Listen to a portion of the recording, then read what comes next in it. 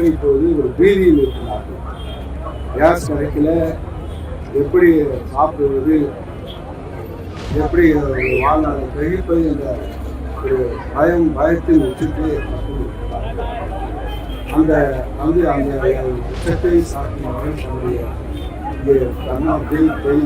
அனைத்து கட்சி அனைத்து கட்சியுடைய தோழர்களும் இந்த வருடத்தில் இங்கே ஆங்காங்கே உள்ள பகுதியில் கிராமங்கள் வங்கிகளில் நகரங்களில் உள்ள தமிழ்நாட்டை தெரிவிக்கின்ற ஒரு ஆர்ப்பாட்டம் மத்திய ஒன்றிய அரசு இதுவரைகள் கேஸ் 4ஆம் இடத்தில் பேச அனுமதிக்கவில்லை.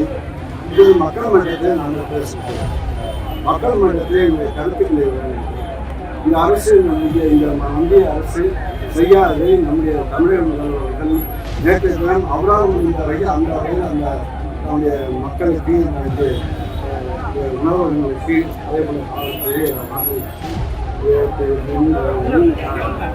கேஸை பயன்பாட்டு மின்சாரத்தை நாடுகள் அதிக செலவு ஆகும் என்ற அடிப்படையில் அவர் விலைவாசியை கட்டுப்படுத்துவதற்கும் மின்சார கட்டணத்தை நியமித்துக் கொண்டிருந்தார்.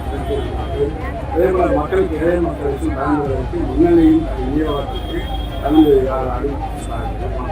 இது போன்ற உதவிகள் அவரால் செய்கின்றார்கள்.